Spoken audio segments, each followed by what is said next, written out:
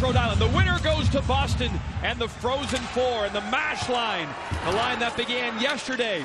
We looked at Grant Arnold, number 39. He came into yesterday with no goals in the regular season. The captain of this team. He was Barry's focus before the game, and sure enough, Barry, he got two.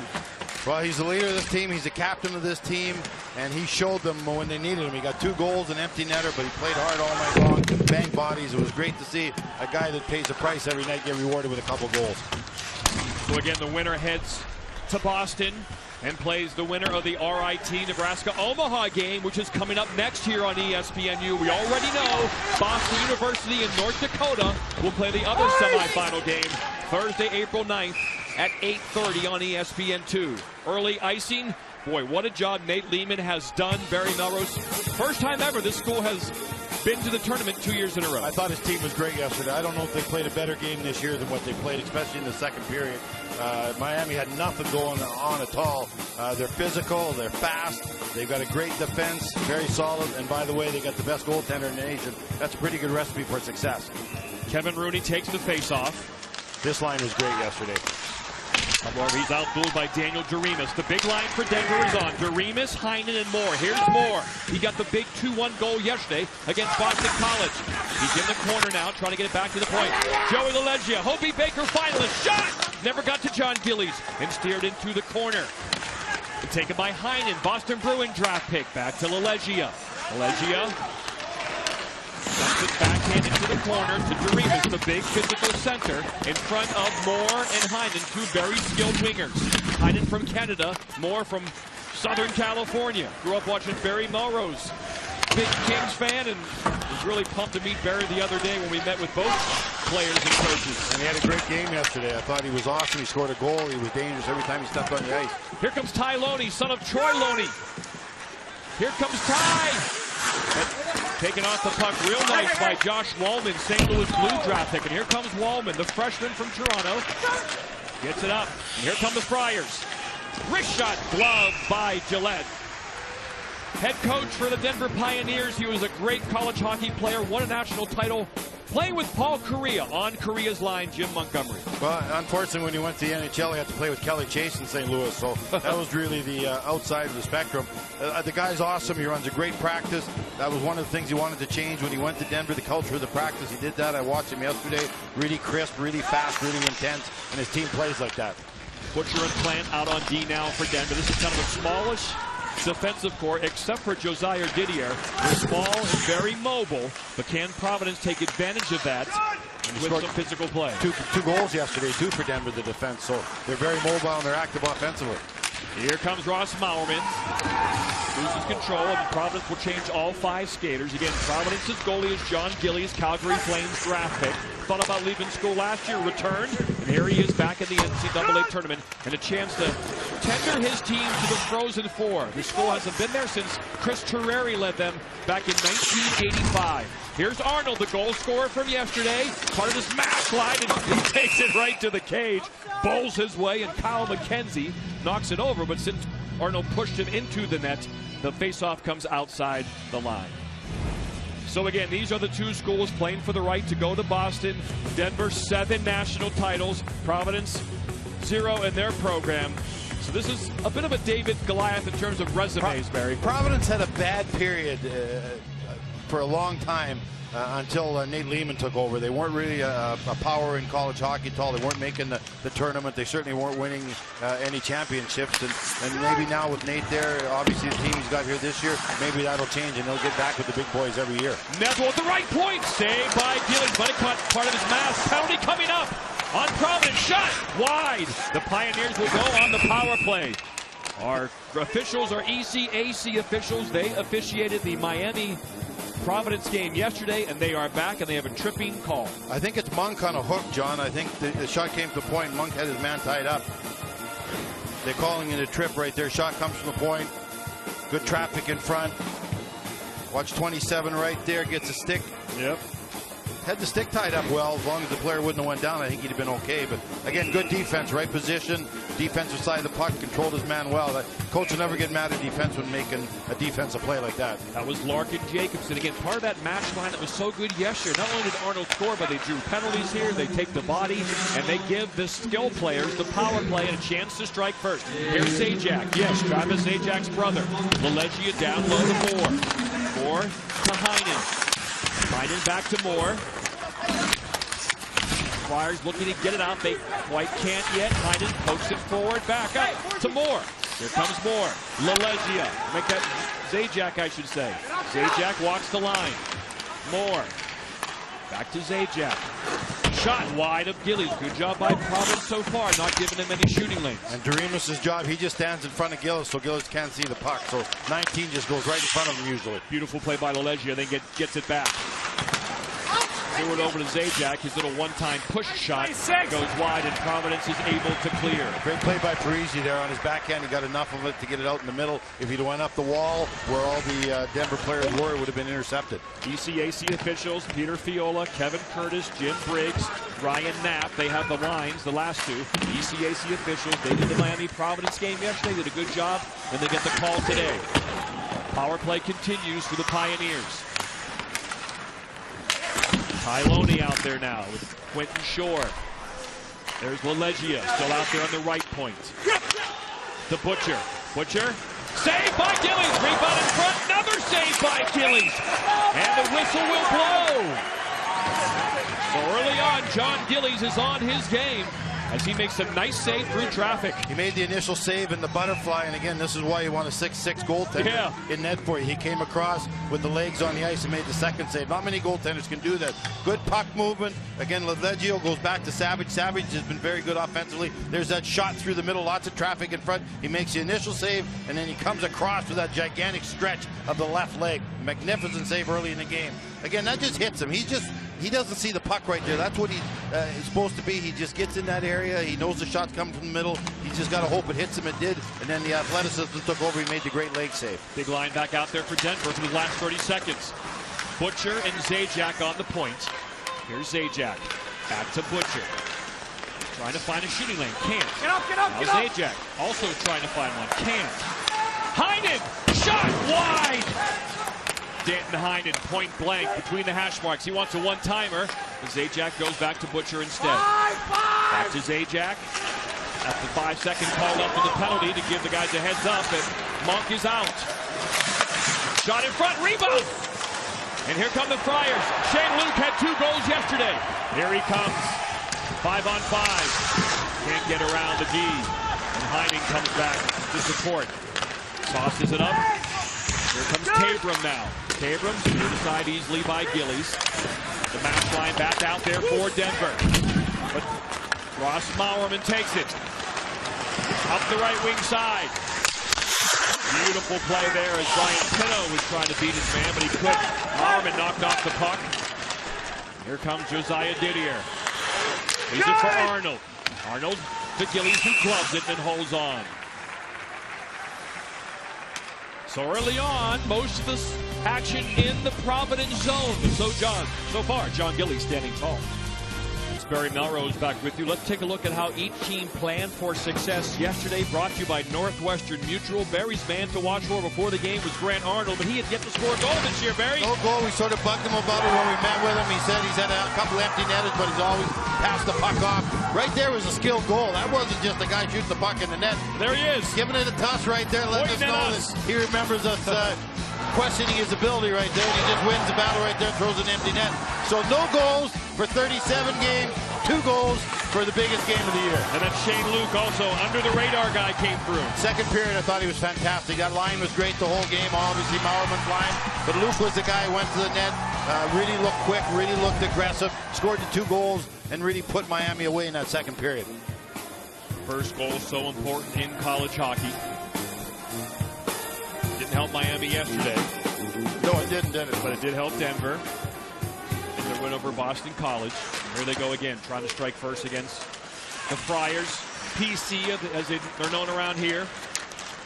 And here they come the other way. Kevin Rooney out there with Brandon Tanev. Stephen McParland. So here comes Zajac. You see the Friars playing very disciplined, structured game early on. Barry not giving Denver too much. Loney steals it. Back to the point it comes, Zajac. Over to Lelegia. Lelegia towards the net, hits the side of the net. Behind. Denver continues to control the game. Wrist shot blocked. McParland trying to get it out, but he can't. Look at Lelegia.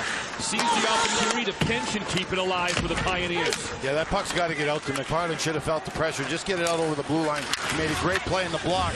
You got to make sure it gets out. You can't give him that puck over again to reload. Denver's been one of the best college hockey teams all year long, playing in the best regular season conference we had, the NCAA, and they still have a chance to get 3 schools to the Frozen Four. North Dakota already there. If Denver wins this game, Nebraska Omaha wins, then we will have 3 of the 4. There's Plant again. Plant had a great game yesterday, John. He's continued off in today's game. He's made 2 or 3 great defensive plays already. Him and Didier play together. That's sort of their shutdown pair. Yeah, the 5'9" freshman from Penticton, British Columbia, draft eligible. He's not very big, but he never gets pushed off the puck. He always wins the battle, boy. Very determined. Great skater. Nick Saraceno gets it out, but it ices the puck.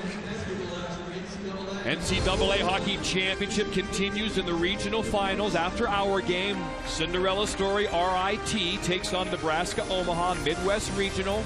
Straight out of Compton Ice Arena in South Bend, Indiana.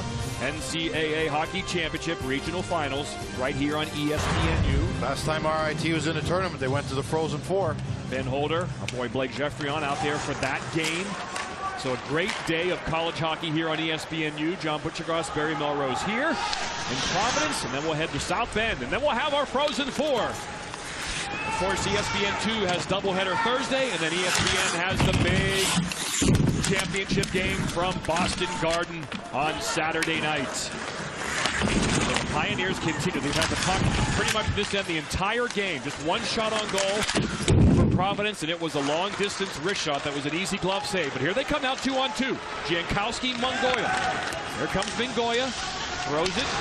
Shot it wide. Shot towards the net, tipped, gloved by Gillette, and then he'll leave it there for Will Butcher. Butcher, easy breakout to Heinen. Heinen leaves it for Doremus. Doremus, stop there, and here comes Rooney back. He slashed hard by Heinen, nothing called. Yeah, borderline slash right there. That was pretty good. This crew let a lot of hack into whacking to go. We like the way they ref last night. With Miami and Providence. Butcher. So Providence wants to play that hard physical game. They can, but you know right now Nate Lehman clearly preaching structure and simplicity. No more power plays. The power play for Denver looks very good. Rooney looking to center, but Butcher blocks that. Now McParland throws at the net, but just goes wide. It's going to come to the point. Breezy has a shot, but easy blocker saved by Gillette. Arnold out in the slot, but it's a good breakout play. As Denver gets it out, this will not be icy. That could have been too many men on the ice very easy. That player coming off the bench. Very close. Tip back now. Nate Lehman said before this game, Barry, felt he threw too much at the team before that game against Union last year, the regional final out in Bridgeport where we were. We want to keep it more simple this year. Well, and he was scared of being a comeback team. He said they don't come back very well. Well, he certainly showed that wasn't the case yesterday. Whatever he said to his team was perfect because that team played a perfect game yesterday, especially the second period. They didn't give Miami anything in that period. And these are moments here when they get an offensive zone face-off. They want to win the draw and try to get something going because it looks like, Barry, 5-on-5, up and down, they're not going to have the puck as much as Denver. You know what? I thought that this was like the first period yesterday against Miami. Miami looked like a much more skilled team. Miami had a 1-0 lead, a 2-1 lead, but they just weren't able to make it a 2-goal lead. Providence just kept battling, took the game over because of their physical play. So I think Providence knew that this Denver team was as good a skating team as Miami. They were prepared for that. They just got to keep grinding it, and scoring those ugly goals like they did yesterday. Rebound goals, tip-in goals, attack the front of the net style play. That's what they did yesterday so effectively. But they lose the face-off to Doremus. Doremus is great. He was great yesterday. He's continued his great play in today's game. Providence had 15 shots on goal against Miami yesterday in period 1. 15. They got 2 halfway through this one as the puck goes up into the netting after an offside was already called. Again, draws are going to be very, very important. This is obviously going to be a close game. I don't see either team blowing each other out. So little things like draws, little things like getting it out near the blue line, getting it in near the blue line, traffic in front. Both these goaltenders are very good. So it's going to be a well-played hockey game. We know that both these teams are extremely well coached. So it comes down to little things. It always does. Once again, this is the Hockey East Regional Semifinal presented by Northwestern Mutual in downtown Providence, Rhode Island. A beautiful, sunny, crisp day. Went up on Federal Hill, had my pregame chicken parm. You went back to Federal Hill? I had to. I got up a little late today. I missed breakfast, so I went right for the parm. I think you're turning into an Italian on me. At Zuma's. Buccia Grassi. I've always been Italian. I thought you were Greek. No. My dad's watching right now. He's going to be offended. Edward Buccia Grassi is going to be offended. I thought you changed your name when you came to the United States. Sorry, Pops. I've always been here. Jankowski. Here he comes. The Calgary Flames. First round draft pick number 10. Calgary's got a lot of kids on Providence. Troy Crowder was here last night, development coach for Calgary, who was talking to Jankowski after the game. I think we got to be pretty happy with him. I thought he played a very good game yesterday. Yeah, when he came to Providence, he was 170 pounds. Now he's up to 195. Still looks real skinny. Still a young player. Yeah, he's still a junior. One more year, maybe get to 210. That's what they picture when they picked him first. He was a long-term project, obviously, out of high school. And but hey, getting stronger, getting bigger. They need him today. He's related to Red Kelly. He's going to be okay. Jankowski, Gillies, and also John Gilmore. All Calgary Flame draft picks on this Providence College team. Back to get it now, Tom Parisi. College hockey's been pretty good to Calgary of late. Johnny Gaudreau, I think that says all you need to know. There's Billy Arnold of Boston College. He's a Calgary product. He's out in the American League. Shore! Saved by Gillies. Quentin Shore, that's Drew's brother. Blocked at the point, and back he comes, Trevor Mingoya. And that's going to be a penalty coming up on Denver. Adam Plant had to hold up Mingoya to prevent the breakaway. And the Friars will go on the power play. Good penalty. You'll never get in trouble with that. He had to do that. If he doesn't do it, it's going to be a breakaway going the other way. Plant was done the minute that shot gets blocked. He's standing still. He has to make sure Mingoya doesn't get by him. Took a penalty, but that's fine. Power play when we come back. The NCAA hockey champ. Adam Plant from Penticton, British Columbia in the box. Power play Friars, and here they go. Parisi on the left point. Down low now. Brian Pino. Ochari, and there's Shane Luke. Got 2 goals yesterday. Luke, bad angle shot. Juicy rebound. Friars can't take advantage. Didier now battling with Pino. Washington Capital draft pick. 20 in black. Here comes Denver, 2-on-2. Jeremus. But Denver will lay back and change as Gabe Levin decides not to attack. Change. Stay focused. Get back here. Continue to kill this penalty. Back to the point it comes. Wallman. Shot! Wide. Rebound in front. These boards are crazy. The glass is crazy. It's like a pinball machine at times, Barry, in here. And that's a pass. He's not trying to score on that. He's trying to shoot wide to get that tip in. Almost worked. It's about a foot away from being an unbelievable play. This is where the AHL Providence Bruins play. Yeah, yesterday we saw some terrible bounces come off that backboards, come right over the net once, come out in front of the net to score a goal. So both these teams know that's a lively board there. Couple decent chances for Providence halfway through this power play. Saraceno battles with Butcher, and he wins that battle. Behind the net, Mingoya, Jankowski also giving some help to Saraceno. Oh, Lauerman cannot keep it in, as the Flyers currently have 4 forwards on this power play. And the man with the puck, the defenseman John Gilmore from Montreal, Quebec. That was certainly the right idea, because all 4 penalty kills were basically down below the goal line. If that puck ends up in Lauerman's stick, he's got a really good chance of walking in and getting a great scoring chance. Here come the Friars now. They're set up, ready to go here for the final surge of this power play. Mingoya, Saraceno to Gilmore. Here's Saucy Rossi Mauerman. Dangerous player. Jankowski. Oh, look for Mingoya in the slot. Almost found him. Here's Jankowski. Down to Mauerman. Walks in with a fancy move. Now tries to joust Gillette into the net. Puck and all. But the whistle was blown. And the faceoff will stay in Denver zone with 3 seconds left in the power play. Yeah, as soon as the referee doesn't see the puck anymore, he's supposed to blow the whistle right here, and that's exactly what happened. Great play by Mauerman. Powerful move right there. Obviously, Gillette has the puck underneath his gloves, but that doesn't matter. Mauerman's going to continue to just whack and hack and try and get that in into the net, maybe get a cheapie right there. You've got everybody in there battling. Saraceno's in there. Mauerman's in there. The 3 Denver players come in, do a little hacking and whacking also, but good strong play by Gillette right there in net. Denver has owned the faceoff circle. Let's see if they win this one. They do. Doremus again. It's 10 of 14, Barry, in the early, or 10 of 12, I should say. That's a bad trend, Johnny. That's a bad trend. That trend's got to be changed in a close game. But no score here in Providence as the Friars bring things up. See if that power play can help get them the momentum back and get the puck at this end more, because it hasn't been here too much at even strength. Shot. Taken nicely by Doremus, and he goes and chases it down. Passes up to Moore too far. This will be icing. 6:49 to go. Again, Johnny, when a team's getting beat that bad on the face-offs, they got to start just trying for ties and letting the wingers come in and help the centerman out. Obviously, the centerman can't do it on his own, so get the wingers involved in ties. NCAA Frozen Four heading to Boston. Don't forget, Thursday, April 9th, 5 Eastern, ESPN2. For more information on the 2015 Frozen Four, go to ncaa.com. Here's a Chari. Let's see if he does a little bit better. Yeah, they tried everybody there. That was better. See, that was a tie. They'll take a tie. They end up getting the puck with a tie. So just don't lose the puck clean the rest of the game. 50-50, but the Friars now have it. Didier, really strong, nice blocker save through traffic by Gillette. Kept in by the Friars, so they do continue the pressure 5-on-5 once the power play ended. Stays along the blue paint nicely by Parisi. The Friars throw it back in. That's a tough play for a D. They're walking the line on your back. Backhand trying to keep that thing in. Collision behind the net. Everybody's okay and up. Back comes Denver. Heinen. Moore. Out there with Shore. Moore around the net. Fancy move, but good support by Pino to come over and get it.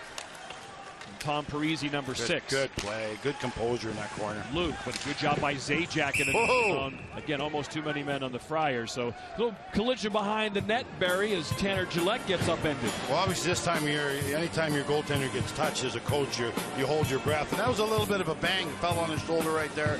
You're always worried about a goaltender. I know they got protection out the wazoo back there, but anytime you see a goaltender fall anywhere, you want to make sure he gets up and gets back in net as quick as possible, and that he's okay. Quinn Kesnick, ringside, how's the ice? Well, John, all the players have mentioned to me how soft the ice is behind the nets, and I think you saw some of that yesterday, and you just saw it right there as that skater loses his edge. Dark in the corners, soft behind the nets. And that's the Zamboni entrance, that end. That can sometimes be the case. It can be rough around that area. As the shot comes on Gillies, and he controls the rebound. And then the Providence will do this. You get near their goaltender. They're a very confrontational team. They're not shy at all. They reflect their coach, who's a bulldog kind of a head coach, Nate Lehman. And they bring that to the ice. And they bring it for 60 minutes, as the Pioneers found out right there. And Evan Jansen. Flip side of that, John, Denver knows they got to get to Gillis. They know they got to block his vision. They know they got to make life hard for him. If they don't attack the net, Providence is going to win this game. So it's two battle of wills. Obviously, Providence got to keep the guys away from front of the net, and the Denver team has to get in there and bug that goaltender. He's so good, so big, so strong in net. Let's see if Jankowski can win the faceoff. He didn't. He won some big ones yesterday, but not that one. Denver, another faceoff win. Crazy bounce behind the boards. As Barry mentioned before, Levin. Gabe Levin out there. Shot from the point.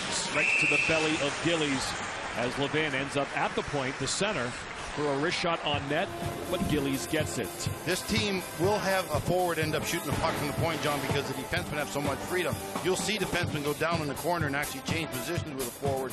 That's how much they believe in these guys like Leggio and players like that on the team. Savage, they have freedom to go down and make a play. Certainly worked in game one in the big win. So you will see forwards on the point for Denver. That is not something that the coach says can't happen. Levin out there with Zach LaRaza and Matt Marcineau. He's the one change in the Denver lineup. Marcineau, number 23 in white. He's in for Emil Romick, the Austrian, not back in there today. Neville. To get this deep. Denver off the touch up. LaRaza wasn't quite out, but he touches up and they can forecheck again. Kyle McKenzie, number 5 for the Friars. Gets it up, and here they come. Rooney. Tannen. McParland's on the other wing. A lot of grinding along the boards in this game thus far. Season on the line. All these moments are important to win those battles. Flyers are trying to win the battle and create a scoring chance. And, of course, Denver's trying to prevent that. Finally, they blow the whistle there. And a face-off will be to the right of Tanner Gillette. First period winding down. No one has struck first yet.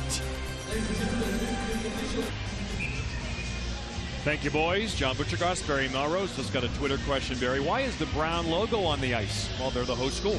Yeah, it's Brown. exactly. If you didn't know, Brown University, Ivy League school, tremendous campus here in Providence, Rhode Island. Every regional has a host. Yep. And Brown's the host. And there's the logo right there. Another logo on the boards here. And Ross Maurerman will try to win this faceoff. The Friars have not been good on faceoffs in the early going. See if he can dig this one back to Mingoya.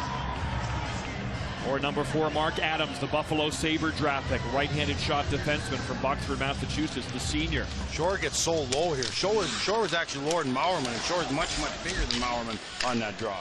NHL must be an engineering major. Leverage. Here comes Ty Loney. Had a real good game yesterday. Helped set up a couple of goals with his hard physical play and a pretty good pair of mitts, too, around the net. Got a pretty good imagination. Now Luke the other way. 2 goals for Providence yesterday. Goes around Lelegia. Works on shore, but Lelegia picks it up. Many call Lelegia the best player in the best conference. Maurerman, nice move towards the net, but a good job in front by Zajac to go down to one knee like a second baseman fields the ground ball to make sure he stopped that ball.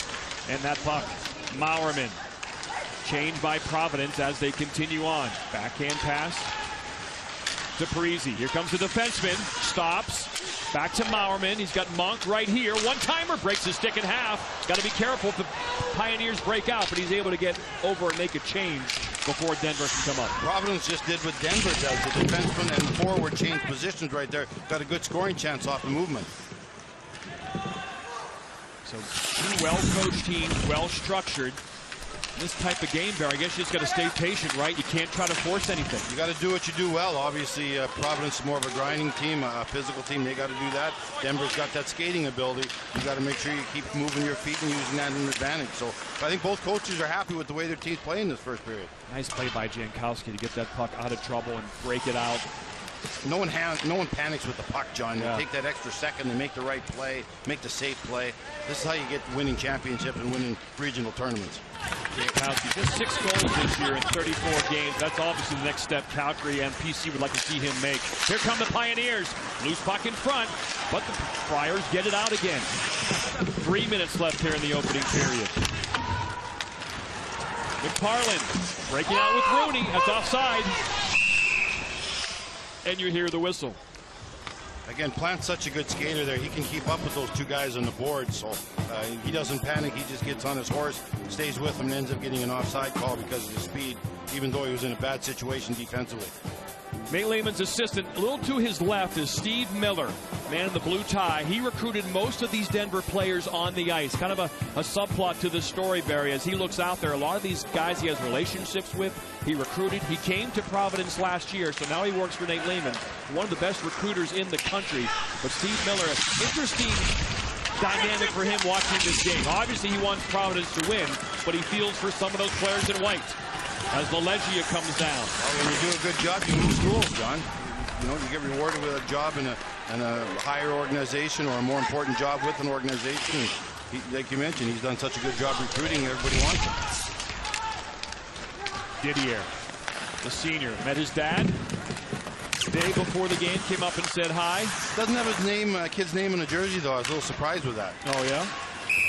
Yeah, Dave from Chicago met his wife from Saskatchewan in Arkansas. That makes sense. All right, let's talk about Denver. They beat Maine 1-0, 2004. Head coach George Gwozdecki on the right. That was Miller on the left in the white shirt. And then 2005, Columbus, Ohio. They beat North Dakota 4-1. So back-to-back national championships. And there is Steve Miller, the Providence assistant now, who recruited so many of these Denver players. So Denver hasn't been back to the Frozen Four since they won those back-to-back titles. They'll get there if they win this game. Providence hasn't been there since the Chris Ferrari 85 days. Big, hard hit, as usual, by Noah Chari. Denver was good for a period of years there, Johnny. They were probably the best franchise in North America at that time. Shot in front! Kicked aside by Gillies. Wide open in front was Ty Loney. Denver pressuring late in the first. That floating wrist shot from the point goes wide. There's a La Raza out there now. La Raza and Looney. Or Loney and Levin. Good play on the wall right there. Just dump it out, get a change, get fresh guys out there. Smart play. Loney dumps it in. He'll go change to get this line completely changed. As the Friars wheel it out now. Off the boards and up, and taken by Didier. Looks to transition in the neutral zone, but can the Friars get it deep? It's Saraceno forechecking. Saraceno gets help from McGoy, but a beautiful pass by Didier. Here comes Moore, the big line on late here with 1 minute left. Beautiful move by Parisi, but nice job by Heinen. Breaking it open in front is Moore, but he lost control behind the net. Taken down, nothing called. Back to Didier. Denver's pressuring.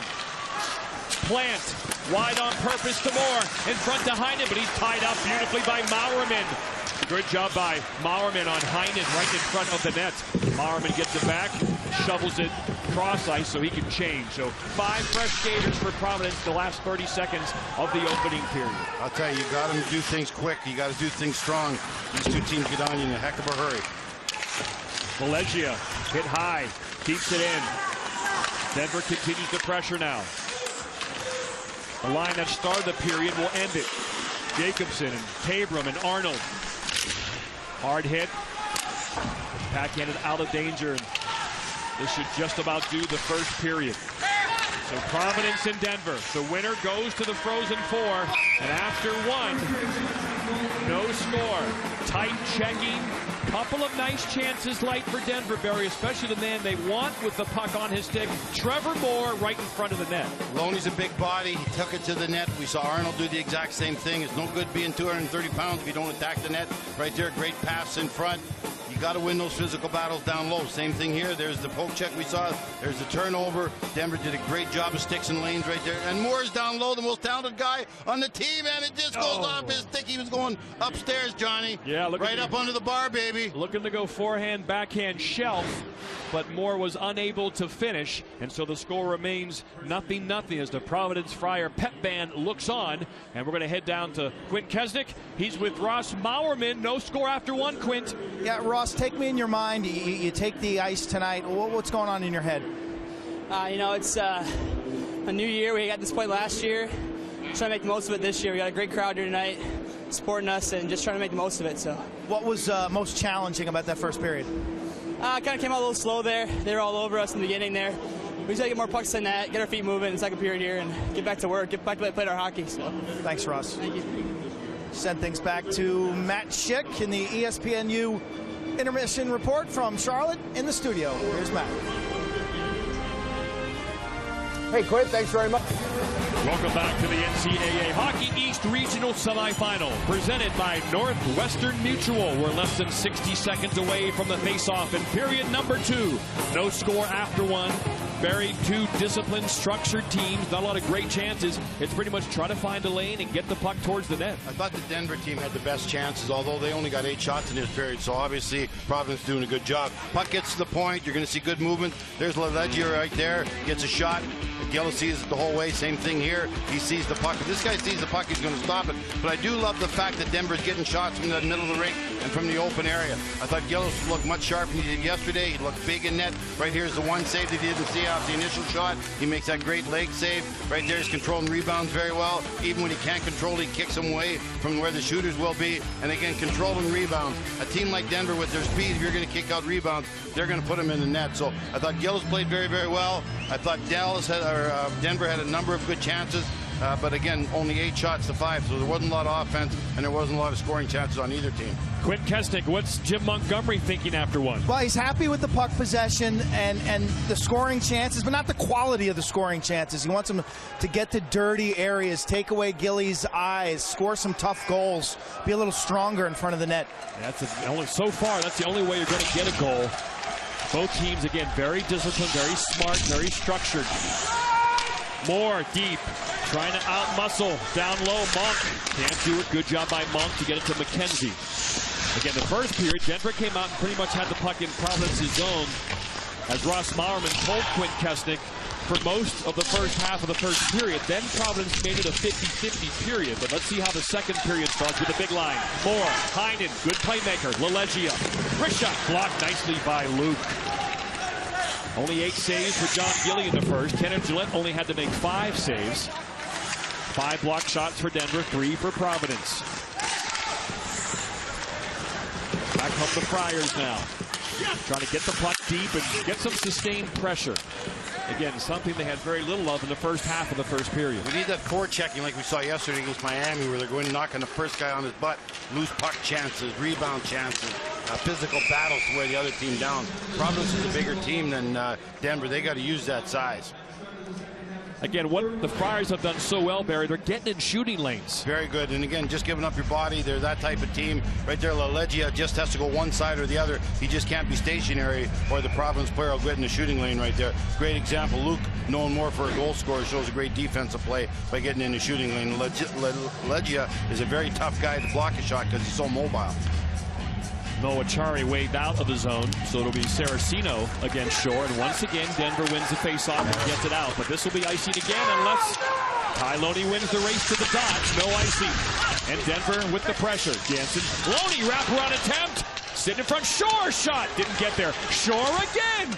Didn't get there. And Achari goes up the boards.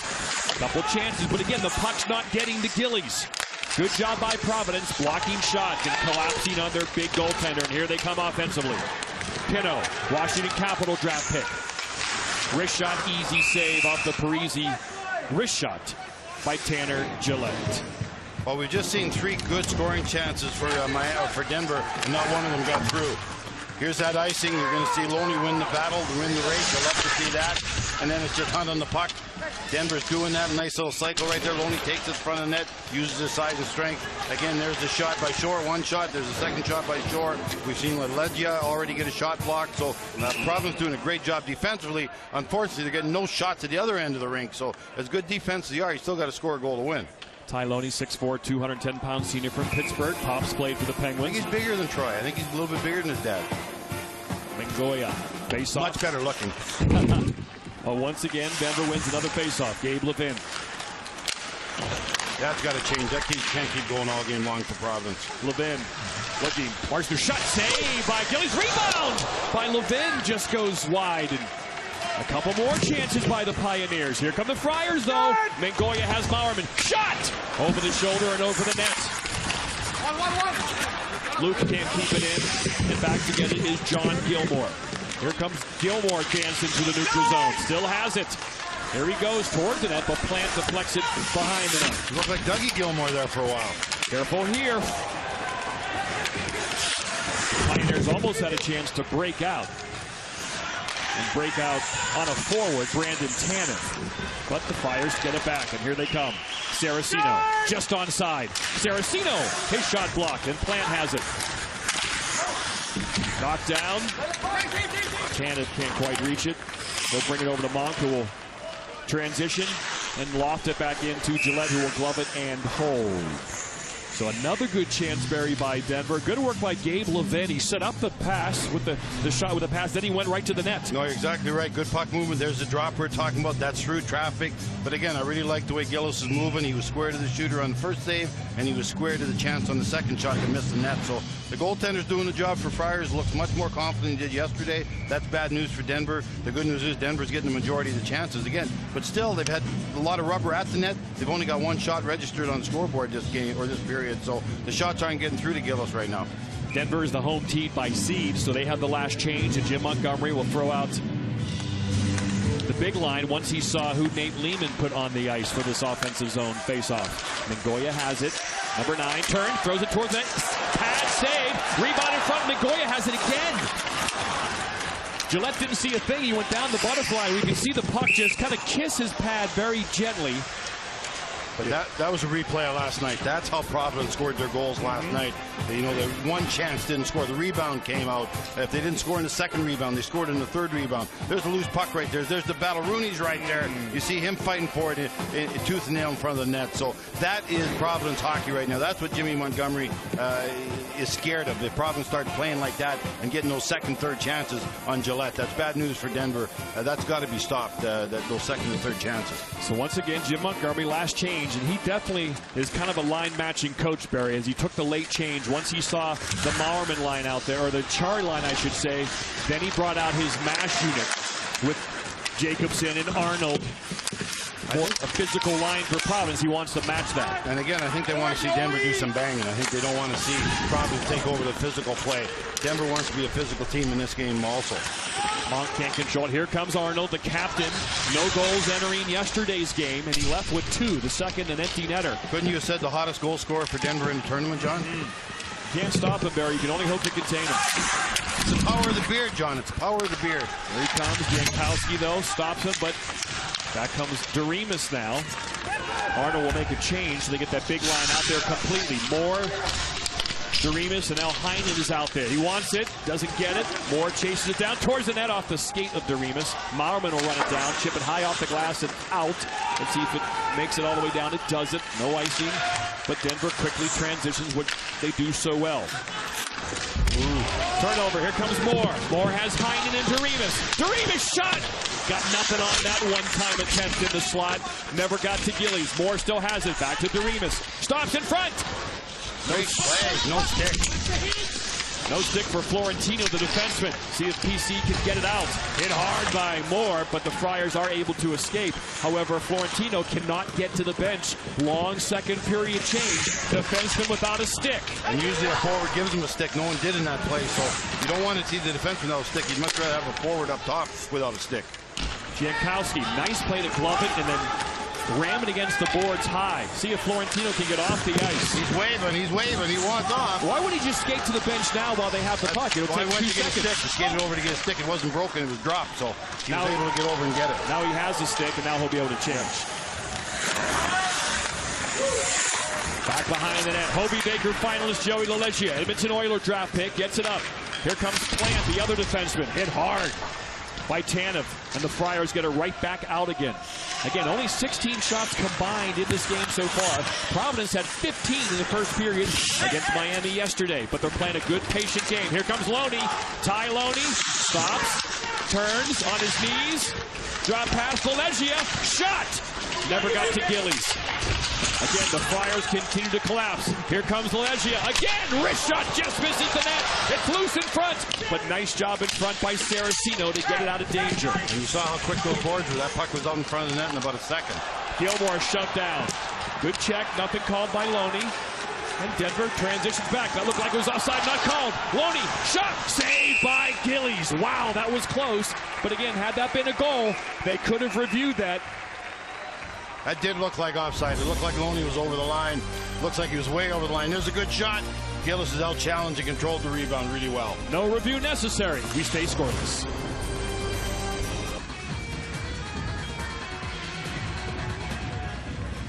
Jack Eichel versus Zane McIntyre. That will be one of the semifinal games at the Frozen Four. The Hobie Baker will get down to a final 3.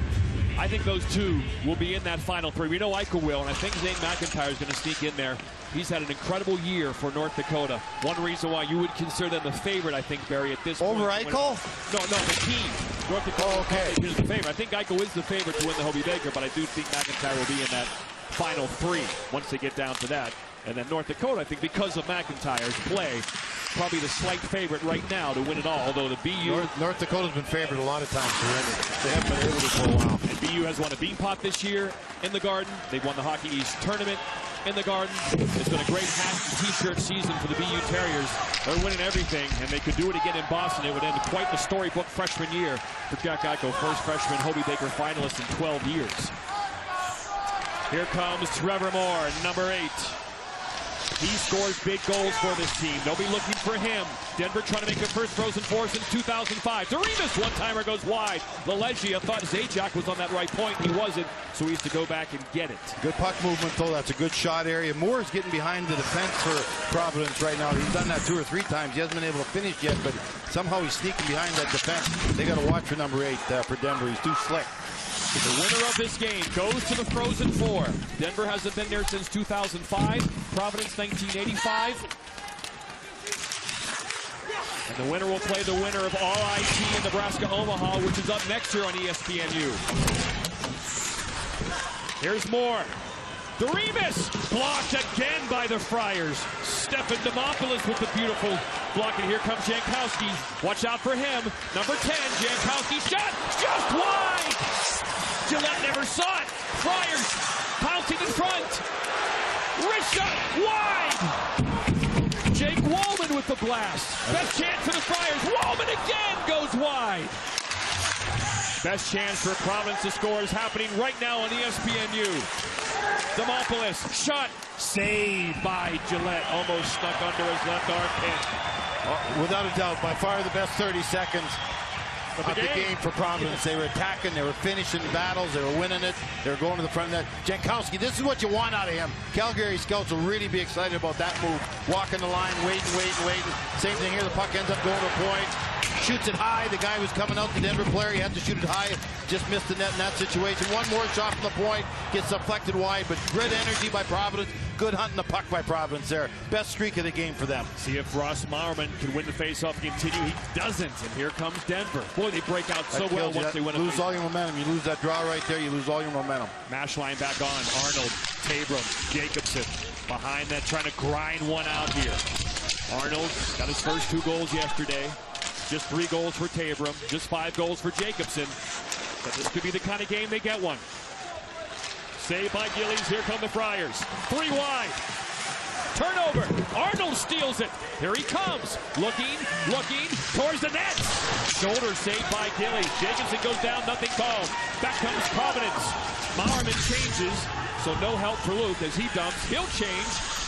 And the Pioneers will bring it out midway through the second period. Steele McFarland fans on the shot. McKenzie keeps it in. Wrist shot knocked down in front.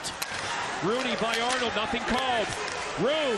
Gilmore fans on the one-timer. Arnold knocks down Rooney again, nothing called. He had a hold of his stick for 10 seconds, nothing was called. McFarland! Nifty play, doesn't go. Rooney behind the net. Denver's exhausted. The mash line is pooped as the Friars pounce. Here they come. Around, save on the McFarland attempt, and Gillette covers up. Saving the bacon of the mash line. Okay, Denver's got to take this away right now. Providence is taking the game over with that cycling game, winning the battles, good defense, turning into good offense at the other end. Gillette stood tall right there for Denver. Look at the hunt right here. You got men in front, you got 2 guys in the puck. Good strength right there. McFarland's having a great period. Same thing there. Rooney wins the battle. Take it down low again. You got McFarland in front of the net, number 15. He wants that pass behind the net onto his stick. Great execution of the cycling game right there by Providence. Exactly what they did yesterday in the second period against Miami. What a great effort the second period by the Friars, Barry. They have turned it up a notch with their energy and their desire. It's always there, but maybe they were a little bit safe in the first period, and maybe their coach, Nate Lehman, says, guys, let's go. We can play with them. Let's turn it on. I just think the momentum's contagious. I think a couple guys went out there. They started banging. They started winning some battles. They started cycling the puck, and then it just gets more contagious. Other guys start doing it. But again, you can't lose the draw. We saw them have pressure in one end for about 30 seconds. They come out, they lose the draw. It takes them 30, 40 seconds to get it back in the Denver end. When you got the momentum, you just want the draws. You want to just keep going. So they got to get the momentum by winning some draws in the Denver end. Quint, what's up next to the Denver bench? Well, Nate Lehman of Providence, his comment on the Denver defense, 5'9", 5'10". They only have one 200-pounder. Off the crossbar and into the net. A blistering, twisted wrister by McGoya. And what happened? They won the draw clean. Yep. They finally won a draw in Denver's end. They get a great shot off the crossbar. You got a right-handed shot walk in the circle. That's why you have a right-handed shot on that side. He's playing his offside, so he's got the puck in the middle of the rink rather than on the boards. He just walks and just a bullet. Gillette's looking for it. He's trying to find it. We talked about the high shot on Gillette. Right there, right off the bar. If that's an inch lower, that's a goal right there. So good execution again by Providence, who is taking this game over, John. Jankowski wins another one. Gilmore shot deflected to sit in front. They can't find it. Friars continuing on their best sequence of the game. Gilmore saved by Gillette. Not only is this the best Friar sequence, this is the best sequence of the entire game. The energy, the barn is now going. And it's probably Gillette's best set 3 or 4 minutes of the tournament also. Good puck movement again. What started? They won the draw clean again. Good shot from the point right there. Maybe Gillette saw a little bit too much of it. You got to get men more in the shooting lane and really take his eyes away from him. But again, they win the draw. They get 3 great scoring chances off that draw being won in the Denver end. John Gilmore, the Calgary Flame draft pick, Montreal, Quebec, now looking on. He'll take a blow, and now Achari tries to win the faceoff, but he can't. Levin gets it. Here comes Denver. Zajac trying to keep that Zajac Frozen 4 tradition alive. Wrist shot saved by Gillies on a blistering attempt by Matt Marcineau. That almost got under his right armpit. Gillies is so big. When you're coming down this side, when he gets that puck, just pretend you're the shooter. What do you see there? There's a 6'6" guy dressed in dark colors with gigantic pillows on his legs. There's just nothing to shoot at. You're just trying to get a rebound. That's all you got to do. Shoot low off his pads. Maybe he'll get lazy and kick one out in the slot, but you just can't see an initial shot going in on Gillis the way he's playing right now.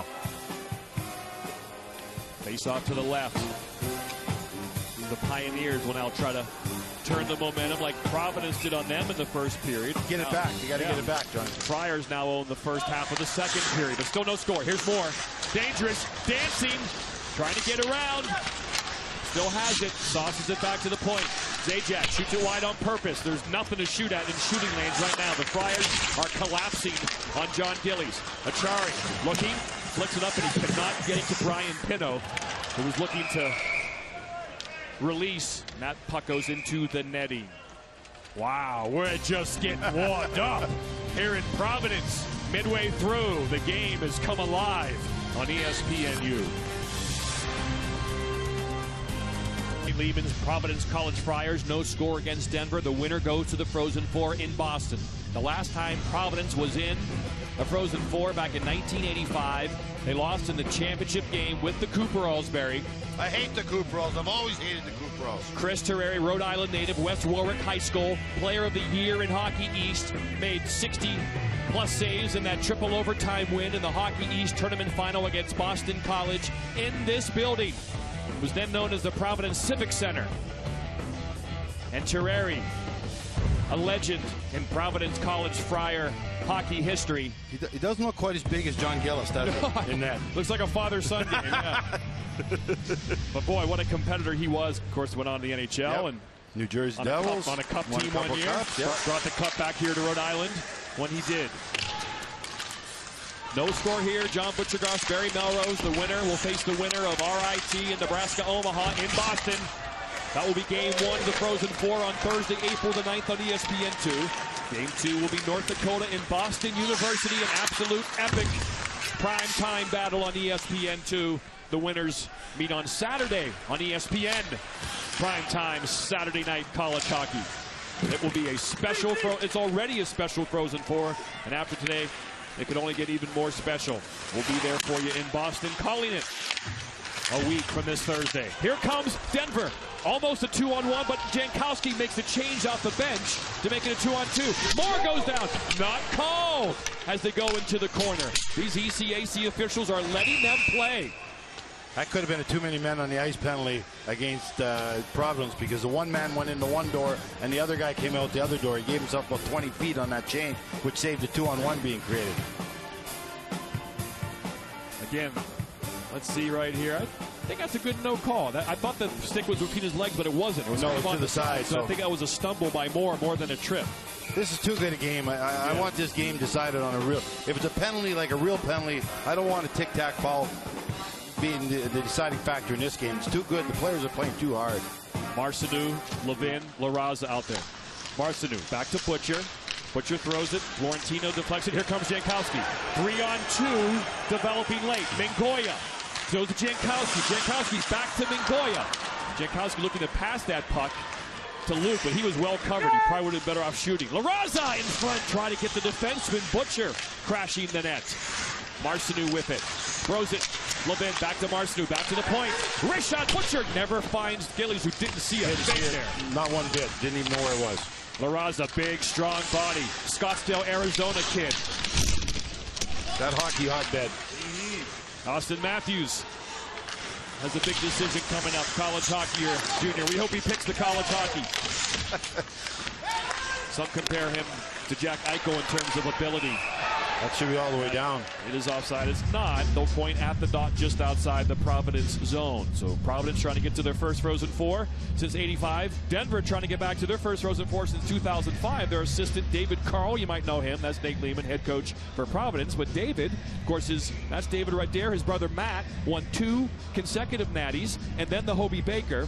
Matt played for me in Tampa Bay. Great young man. Yeah, and David was also set to play hockey in Denver, but had to retire due to an illness, had to stop playing. It would have been too dangerous. And here he is now as an assistant who wants to get into head coaching. And he's here with the Denver Pioneers trying to help coach them to the Frozen Four. Haven't done it since his brother was there. Again, help bring them back-to-back titles. Shots are still 13-13, Johnny. It's amazing that there's so many pucks are being thrown at the net. None are getting there. Tabram, beautiful block shot there by Jake Wallman. Providence's game plan is working to a T. Big hard hit in the corner. Maurman, what a great competitor 14 is. No one has played more games as a Friar than the man with the puck right now. He gets it hard and high. That's going to be a penalty on Denver. That was Jacobson. Jacobson is the player that Maurman hit on the other corner. He went back for a little payback to Maurman on the other side of the rink. I think that's the right call. Jacobson came up pretty high. I know Maurman is smaller. Jacobson's 6'2". Maurman's 5'9". That's what he's saying. There should have been a penalty on the other side. But I think, Barry, you're going to see right here, that's pretty clearly an elbow to the head. Well, don't forget, Jacobson's about 6 inches taller than Maurman. That is right to the head. Yeah. That's an arm or an elbow right to the face of Maurman. So maybe we're lucky it's just a 2-minute mile. But that's what happened. Maurman gets under your skin because you're a little guy, and he drills you on one corner, and then you get a chance to drill him on the other corner, and you end up taking a penalty. So Maurman does that to you, man. He's a little spark plug. Jankowski's been good on this dot, winning faceoffs. Let's see if he can do it. Providence, power play the first time. Only 2 shots. Nate Lehman said before this game, a point of emphasis in the skate and in the dressing room was the power play. It wasn't good yesterday, and this could be the difference in the game for them, is to get a power play goal. You know who Providence taking out of the game, John, is Lalegia. You haven't said his name in about half a period. They're down the ice, so this power play off to a slow start. Shots on goal, 13 apiece. Second period suddenly winding down here, and still no goals. Gilmore, Jankowski throws it across, but goes wayward, an easy clear.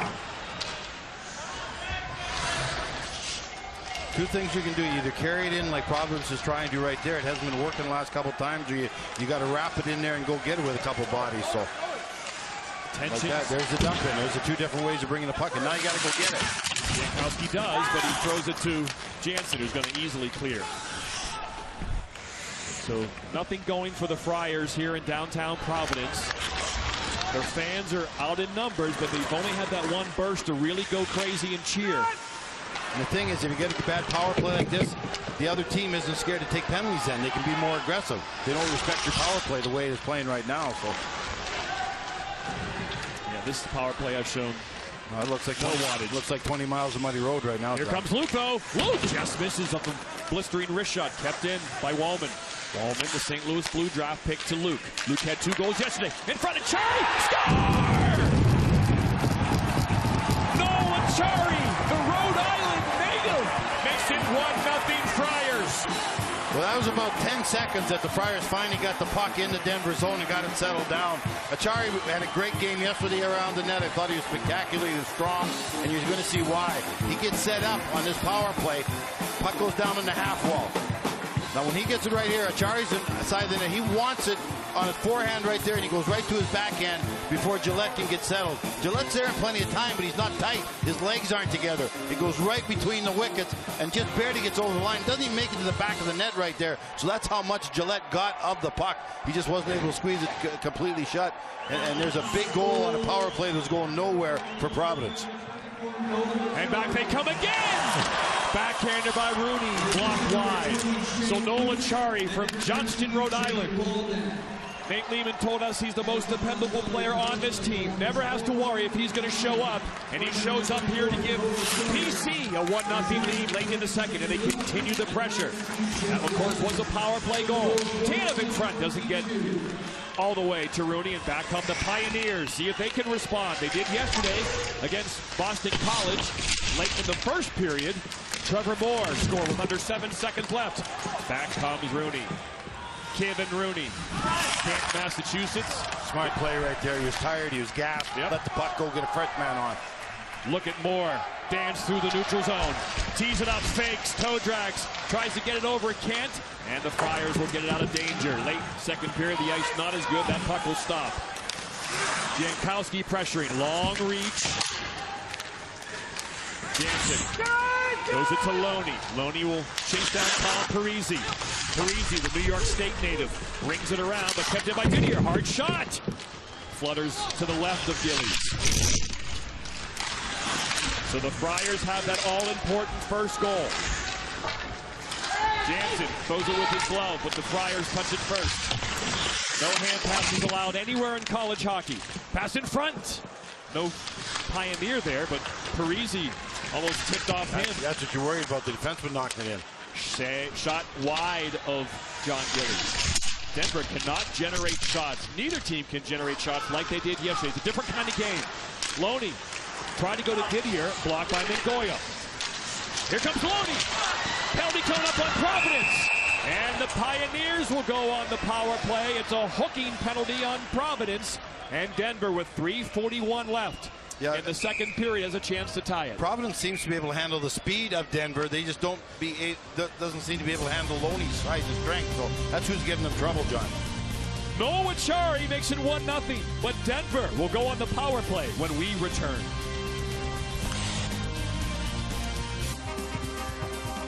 About to go on the power play. Down 1-0. Face off to the right of John Gillies.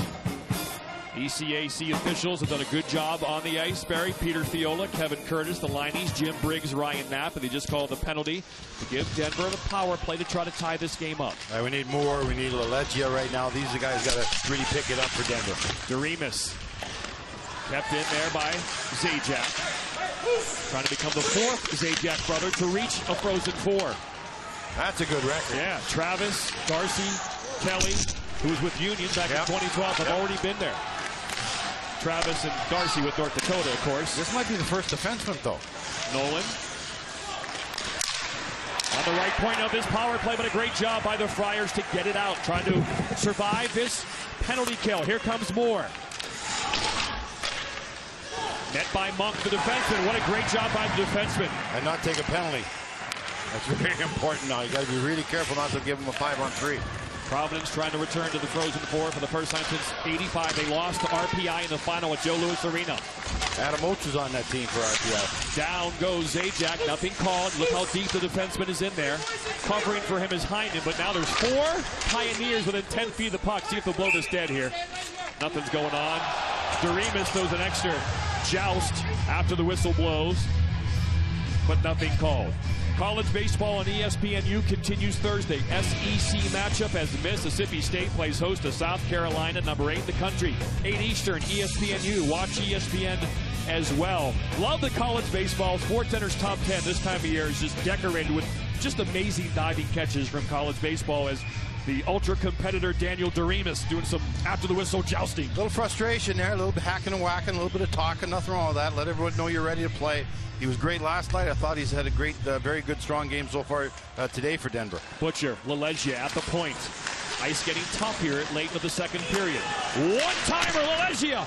Saved by Gillies. He has been a rock for the Friars today. Jankowski tried to block that at the point. He had good position in the lane, but it got through him somehow. It looked like it almost went between his legs. And Gillis saw just enough of it after that to make a great save. And again, more important, control the rebound.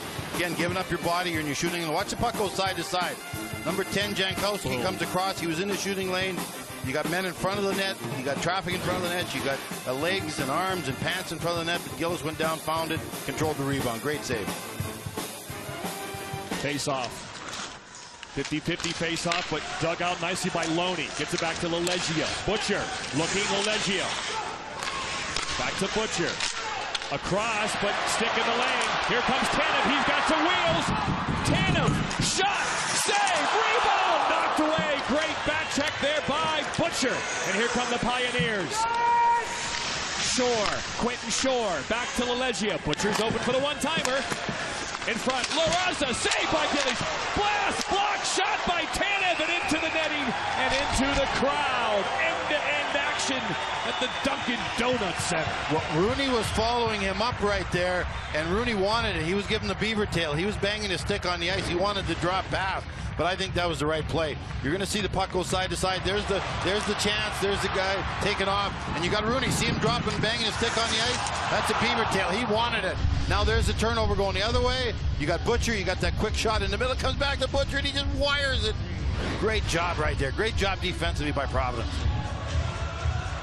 10 seconds left on the power play. They win the faceoff. Zajac fakes, Plant has some room, but he loses control. That allows Jankowski to recover, get the puck, and backhand it out of the zone, and that will do it. Penalty over. Friars survive. 95 seconds left here in the second period. Doremus is onside, but Monk gets back. But Doremus wins the battle. Looking to throw it in front. Monk strong on Doremus. More support. Hit hard there by Jake Wallman. The battle continues. Wallman and Moore pushing. Doremus and Monk pushing. Heinen, Jankowski. Front Heinen. Beautiful pass by the Boston Bruins draft pick. Knocked down in front. Moore knocks down Wallman. Nothing called. Pass in front. Heinen almost shoved it in. Gillies trying to cover it up. He can't. Jankowski back. 56 seconds to go. Heinen in front. Can't get it. Luke. Pressure by Denver continues with the big line out there. Heinen, Moore. Doremus is exhausted. He changes. Cabram comes on for him while Heinen and Moore remain. And the puck comes out. Providence needed that bad. They had no gas left whatsoever, the defensive players. Good read by Tanner Gillette to come out and make that play. Puck is on net, no icing. Gillies will cover up, and with the team dominating the face-off. You're exactly right about that, John. I don't think I want to take many face-offs in my zone right now, the way Denver's dominating the zone area right there. Good defensive coverage, John, right there by Jankowski. He's had a good couple shifts right here, killing the penalty, and he's made 2 or 3 good defensive plays without the puck here for Providence. So good job by number 10, Jankowski. Face off to the left of Gillies. Denver has owned the dot. See if they can win this one. With 31.3 seconds left. Face off, won by Loney. And Denver. LaRaza's shot. Can't get it free. Friars looking to clear camp. LaLeggia keeps it in. Behind the net. Kyle McKenzie, number 5. Maurerman along the boards. It's a war of attrition along the boards and glass here in Providence. Maurerman has some wheels, but again, nice job by Gillette to read the play. Play it to his teammate. Here comes LaRaza. Time for one more shot. LaRaza, toe drag, no. Short. And the time runs out on the Pioneers. 40 minutes of hockey, Barry, and just one goal in this tight checking affair. It was an awesome period. I thought Providence took over the game. You saw guys winning battles. You saw the goal being scored.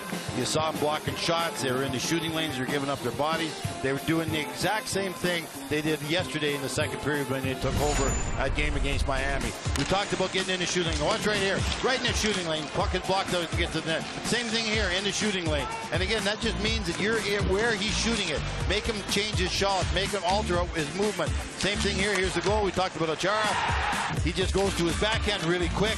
Jankowski's over, Gillette's over there in time. He just wasn't able to squeeze the legs together. Huge goal on the power play for Providence. 1-0 Providence trying to get back to their first Frozen Four since 1985. Noel Acciari, a Rhode Island native from Johnston, Rhode Island. Of course, Chris Terreri, I mentioned, helped drive PC to their last Frozen Four appearance, the Rhode Island native. Acciari, the little Rhodey native, is able to get them on the board first. Quinn Kesnick, ringside with one of the best players in college hockey. Yeah, Joey LaLeggia, what has been most troublesome about the Providence defense? Oh, you know what? I just don't think we've got enough guys and pucks in the net. I mean, give them credit. They're a great hockey team.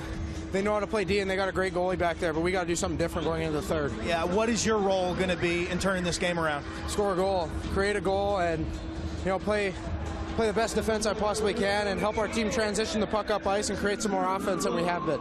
Thank you, Joey. Send things back to Charlotte for our intermission report. Here is Brendan Fitzgerald. Quinn, thanks very much.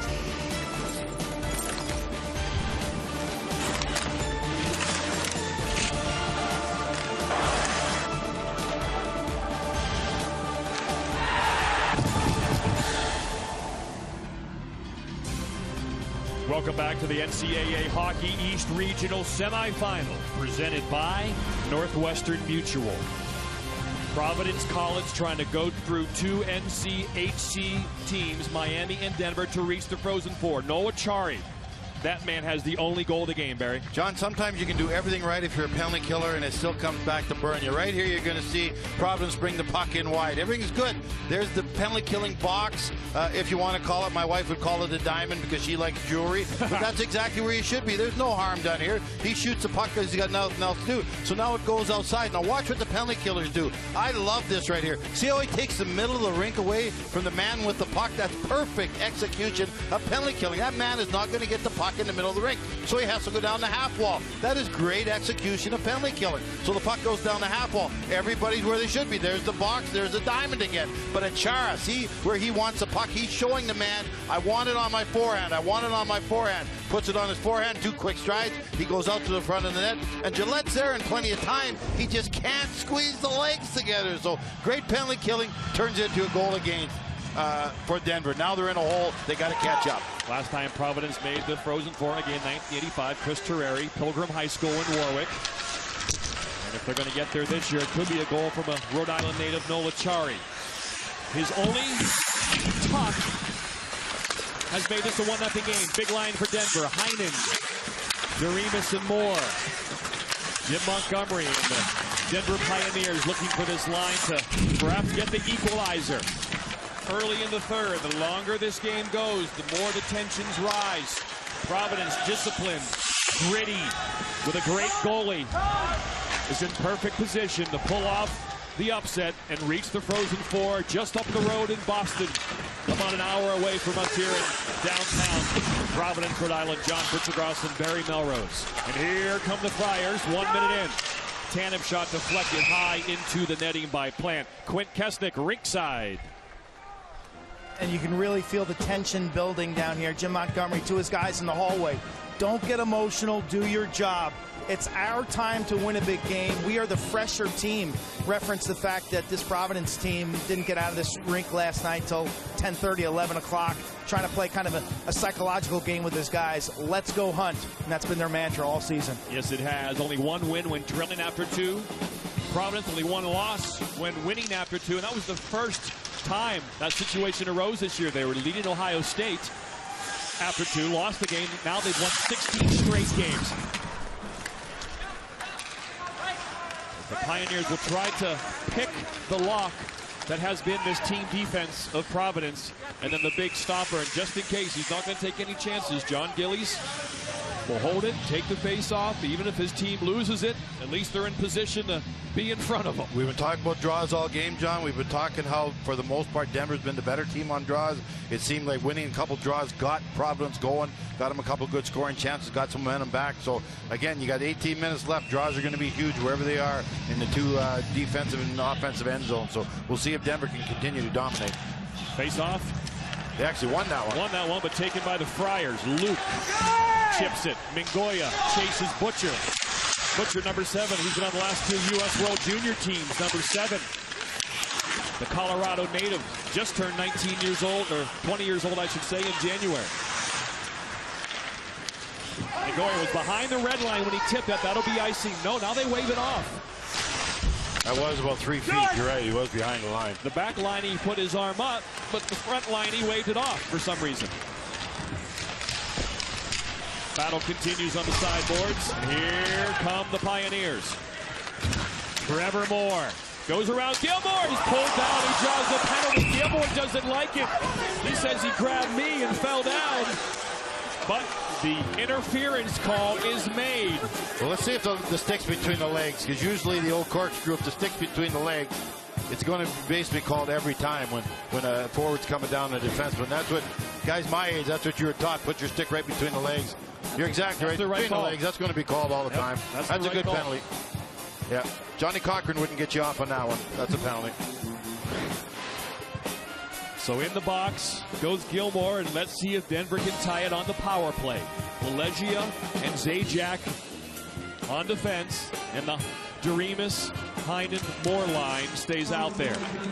What a great diving effort by Kyle McKenzie, number 5, the sophomore from Aston, Pennsylvania. 22-year-old sophomore playing his 76th prior game. Oh, Piper down. The fans love it when the referee goes down, man. Especially after he just called a penalty on the Friars. They love that. Although it wasn't him who made the actual call. Here comes Heinen. Throws it across nicely to Moore. Moore to Legia. Wrist shot. Wide from the get-go. Zajac keeps it down to Doremus. McKenzie will try to get this out. He can't. Now Rooney tries with the battle. He falls down. Watch out. Here comes Heinen. Wrist shot. Easy save for Gillies along the ice. Puts that big futon down. That puck is outside the zone. Denver will have to retouch. Moore. Nice move. Gets it to Doremus. Doremus now shoves it in. Here come the Pioneers. Great play. Monk gets there first, just tips it by to his teammate. Excellent penalty killing job right there by Providence. Again, Achari was the guy back there helping Monk out. Great communication between those two penalty killers. And that was Achari who cleared it, but back they come. LaRaza tries to use that big body and big reach. He can't quite get around Tom Parise, who's had a strong game, number 6 in black. Because all the Friars have had a all good the game. Friars. They had to. They had a good. We mentioned them all yesterday, and we're mentioning them all again today. One or two guys have a bad game and against a good team, and that's when things go awry. But this has been a complete Friar team effort, and John Gillies is standing tall in net. And that's an easy clear. But still only 19 shots. You know, Gillies has been much better, much busier, but it's still only 19 shots. Have reached him. A lot more have been taken, but only 19 have reached him. Just looks like a pro when he's not doing anything. You know, looks big, like a giant. Big, composed. He's a Maine native. Looks like a Maine lumberjack back there. He does. Big grizzly bear. Loney! Oh, he tried to make a nice little pass to Heinen in the slot. Almost got him, but again, another defensive play. Butcher. Plant, wrist shot. Saved by Gillies again. Didn't see it until late. Great position. Might have got him in the face again. You hear the plastic. A size save, a size save. He's just that big. Gilmore, the defenseman, behind the net. Chips it back behind the net. Make sure he gets back in position. In fact, he's sprinting to change. And he does. Good kill, no momentum. They didn't really get a scoring chance apart from that last one that hit the goaltender Gillies. So great penalty killing right there by Providence. Denver's power play is 0 for 3. Only 4 shots in 3 power plays for the Pioneers. Again, that tells you how good the PK has been for Providence getting in shooting lanes. Gillies hasn't had to make a lot of power play saves, only 4. That is icing.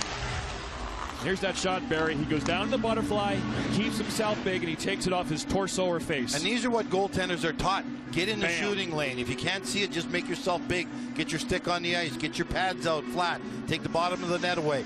You know, if you can't see it, just make yourself as humanly big as possible to make it harder for the puck to go in. And you're seeing Gillis do it to a T tonight. Again, if you're the goaltending coach of Calgary, you got to be happy with what you're seeing tonight for John Gillis, a goaltender of Providence. And that's why goalies before the mask didn't play the butterfly. Yeah, no, they stood up on their They stood up on their tiptoes. So 5 minutes gone in this one. In front, backhander, LaRaza in front, loose, but the Friars come out with it. And Montoya will softly backhand it down to prevent the icing. 5 fresh Friars on the ice. The winner of this game plays the winner of RIT in Nebraska, Omaha. That is next on ESPNU. Another great day of college hockey on the U. Oh, Levin was open in front. But a great defensive play by the Friars. Shot, another block, this time by Achari off his hand as he shakes it loose. Zajac, tip, just wide by Levin. Number 9 having a strong game today for the Pioneers. That's on net, that's on net. No icing. Demopolis can force the face-off. The Pioneers, tension building, desperation has set in. It's going to be an amazing last 14-23 in Providence as the Pioneers try to tie this one up. The Friars have a 1-0 lead early in the 3rd period. This reminder, the NCAA Frozen Four heading to Boston. Action begins Thursday, April 9th at 5 p.m. Eastern, live on ESPN2. For more information on the 2015 NCAA Frozen Four, go to ncaa.com. They're home for all 89 NCAA championships. The winner of this game goes to Boston, of course. Here comes Moore. Held up. This time interference not called on Parise. As Moore off the TV timeout. Doremus, Moore, and Heinen back out there. Throws in front. Saved by Gillis. Kept in real nicely by Butcher. One-timer Doremus, but blocked. Florentino with his stick. Great stick move by Moore, though, to prevent him from clearing it. Denver, you talk about hunting the puck there on full hunt mode, Barry. They better not just try and win this game 1-0 the way Denver's attacking right now, even with the goaltender as good as he is. Loose in front, just squirts wide of Gillies. Bowerman kind of comes off the glass deadly, and that enables it to hang out in neutral zone and no icing. But back come the Pioneers. Quick re-entry. Moore hiding his backhand, looking top left corner. No thin mints for him. Neville. That's offside. You hear the linesman scream to let Heinen know he needs not to touch the puck or it would have been outside. Bowerman through the neutral zone. Harassed from behind by Shore. Could Quentin Shore tie this game up? His brother Drew got his first NHL goal this past week. Jansen's around behind the net. Moore back to the point. Zajac. These defensemen cannot get the puck to the net. The shooting lanes are clogged. Loney just shoots it wide. Is there anything different they can do, Barry, when the defenseman can't find the shooting lane? No, you got to keep moving. You got to keep moving. Go side to side until you get an opening, and just make sure the top guy doesn't block it. Ross Maurerman's going to go to the box for hooking. 14 in black. That's where LaLeggia, players like that, Zajac, the mobile defenseman, fake the shot, freeze that guy in the shooting lane, take 2 steps to the left, 2 steps to the right, get your shot through. But again, there's layers of shot blockers, not just the guy in the point. Top of the circles, there's shot blockers also. They're just doing a great job, Providence, blocking shots and altering shots. Smart play by Loney. He felt the stick on his body and kind of pinched his arm to his side just to have it hang around there for an extra second or two, then let it go. And it is a hooking call on Maurerman. Another power play for Denver. Again, 0 for 3, only 4 shots so far. Quentin Shore waved out. Gabe Levin's had a good game, though, number 9 in whites. He's the kind of guy, when you have a good game like this, sometimes they end up getting that tying goal. Yeah, you'd think it'd be the top Denver line out there on the first power play, but it's not. They made a little bit of a change after that poor last power play Denver had. Here comes Butcher. Leaves it. LaLeggia with speed now. Trying something to enter the zone with speed and get through this tough Friar defense. Shore. To Butcher. Quentin Shore. LaLeggia. Shot! Trying to go off the left-hand corner in front. Is it in? Yes! Denver has tied it. It might be Quentin Shore. And the Pioneers have a power play goal. Nate Lehman, Providence head coach, on the top boards. He wants something. Maybe a kick in, maybe a... I think that went in off McKenzie's hand. I think the puck came off, hit the top of the net. McKenzie, the defenseman, number 5, I thought it hit his hand. It looked like he was going to get a beat on it and knock it out of there. So I'm not sure what Nate's mad about. If your own player knocks it puck in, it's going to count. Maybe LaRaza gets it. They're giving him a high five. Barry, number 16 in white. Let's watch him after the puck hits the back and flutters over the net. That's the key pass right there, from one side of the net to the other. First one doesn't hit the net, but we've talked about how lively the boards are behind the nets right there. And it comes in, bounces. Gillis doesn't know where it is. It's not in yet. The referee's not making any motion now. Now he sees it over the line. Watch number 5. Comes in. There it bounces. Right there, you see McKenzie get his big paw out there, trying to knock it out of the crease. Maybe knocked it into the Gillis. I'm not sure about that. We never did get a good look at it. Obviously, it's in right there because the referee sees it. Let's see if this one gives us a better look. Watch him try to tuck it, Barry, back behind him, but then it hits Gillis. It goes back in. That's going to be LaLeggia's goal. Yeah, I think Gillis knocks it in, or at the best, McKenzie knocks it in. But obviously, we didn't see any white player knock that puck in with any part of his body. There's the hand. That goes right in off Gillis. That goes in off the Gillis. Not yet, and now it's going to go in. Right there. As soon as he falls back, he doesn't know where the puck is. He just falls back, hoping to fall on it, and it ends up going into the net. That's going to be Joey LaLeggia's 15th goal of the year. Man, that jumped off the backboards. He's got a blistering wrist shot. He found the corner last night to make it 1-0. They're going to look at it just to make sure there's no goalie interference, which there wasn't. Whistle, when did the whistle blow? But I never heard any whistle blow at all. He had the point. And again, he was pointing emphatically that it was in, so it'll take something huge to overturn this. Nobody with a white jersey on knocked it in. There's the shot. It either went in off McKenzie or it went in off the goaltender Gillis. So Gillis has no clue where it is. He's playing the shot right here. They're looking at it, but again, they're going to see that the puck hit the backboards, came into the crease. The Friars tried to tuck it under their tender, but it hit Gillies and went back in. I think it's going to be LaLeggia's goal. It's going to be 1-1. Denver's going to tie this thing up with 12:08 to go. We're going to see a point here in 2 seconds. And LaLeggia said, I have to score a goal. I have to create a goal. He said that in the intermission. So right there he gets one. Fluky one. but I'll tell you, he'll take it. Again, they finally get a shot through. It doesn't get blocked, doesn't even hit the net. But at least getting a shot through creates some offensive chances in front of the net. They get a break right there. They've worked their butts off in this game. They deserve a break, and there they got one on the power play.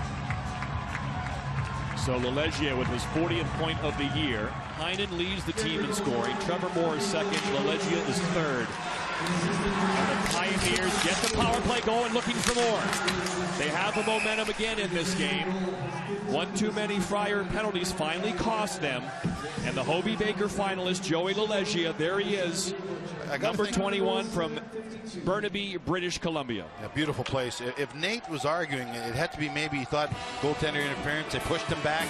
The guys that attacked the front of the net. But obviously, you could see it wasn't kicked in. It wasn't knocked in by any part of a white jersey. So that had to be the only thing you could. Maybe the whistle wasn't blowing quick enough, something like that.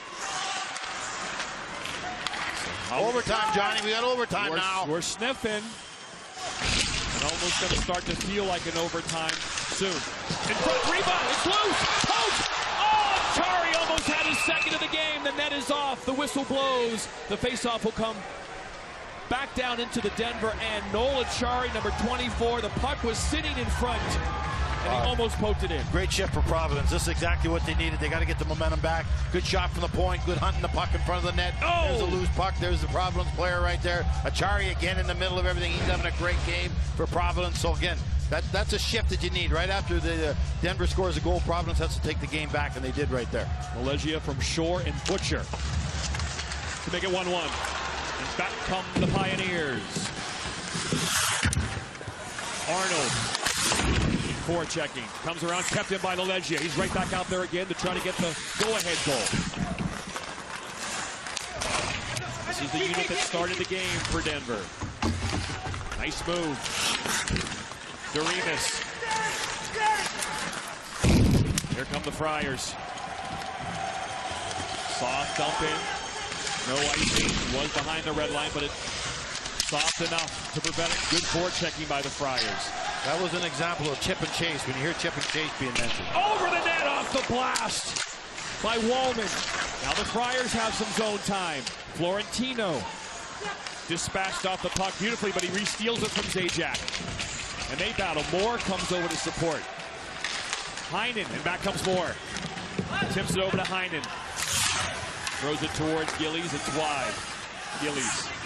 Again, so boy, when in doubt, he covers it up. Little communication lack there between the defenseman and Gillies. He wanted the defenseman to take it. The defenseman wanted Gillies to cover it.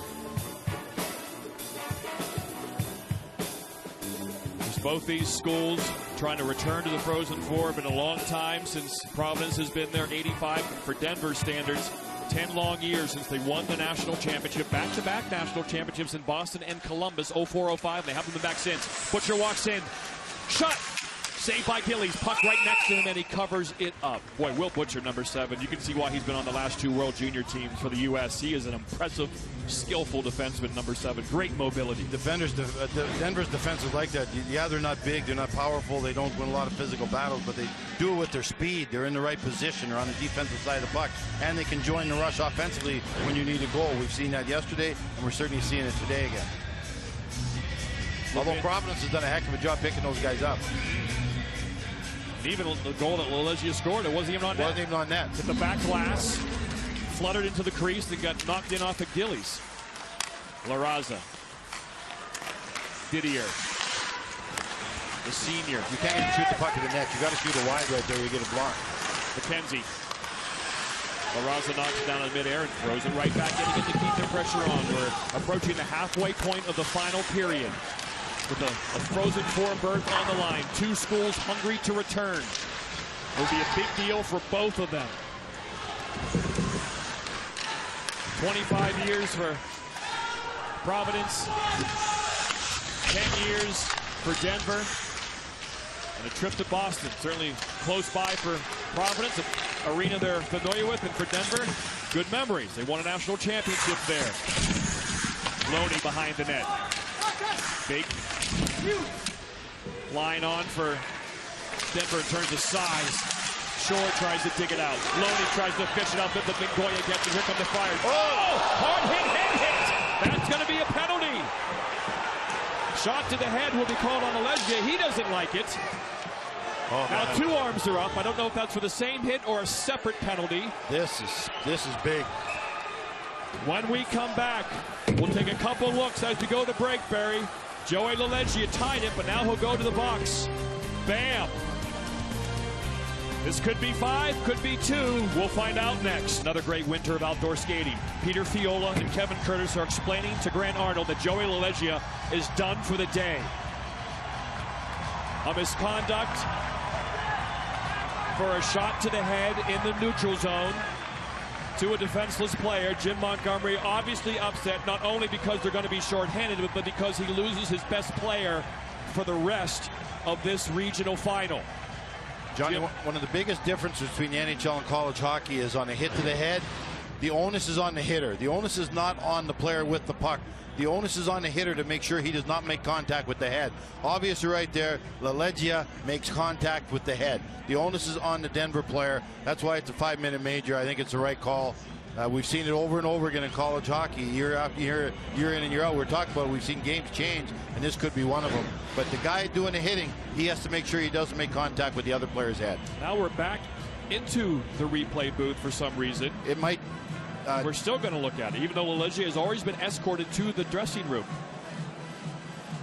While they do that, this reminder, NCAA Hockey Championship continues in the regional finals. After us, RIT and Nebraska Omaha for a right to go to Boston and punch their ticket to the Frozen Four. It's the Midwest Regional, straight out of Compton Ice Arena in South Bend, Indiana. Ben Holder, Blake Jeffrion have the call next on ESPNU.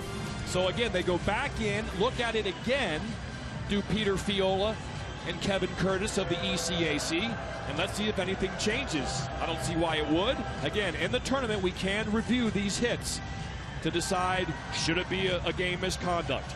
Should it not? So it's a 5 and DQ. Shot to the head. The puck was there. Alegia could have played the puck with his stick, but as Barry mentioned, he went right to the upper body region. Obviously, he's not looking to hit the player in the head. It's a fast game. It's a game of instincts, but it happened. I personally love this rule. I wish the NHL would adopt it. It's a black and white rule. Right, yeah. There's not a gray area. It's not, is the guy's head down? Is he below where he should be? The onus is on Alegia 21. He can put his stick out here if he wants. Exactly. He can knock the puck off the stick. Or if he sees the head is low like that, he's got to let up. And everyone knows that. I like this rule. As I said, it's a black and white rule. Contact to the head. It's a 5-minute major. We'll see what is added on after that. Is it a DQ or whatever? But I like that rule. That's the one rule I'd like to see the NHL bring in. Now make a black and white situation. A hit to the head is a 5-minute major. And a DQ in this situation. We can't see who's in the penalty box from where we're sitting. Looks like it's going to be Matt Maritsu. He was the player in the lineup for Emil Rame. A little tougher player, and that's why he got the call to a more physical player than the Austrian. So big moment in this game. 5-minute power play. Fires, backhand, knocked down in front, and the whistle blows. Almost went off a Pioneer body.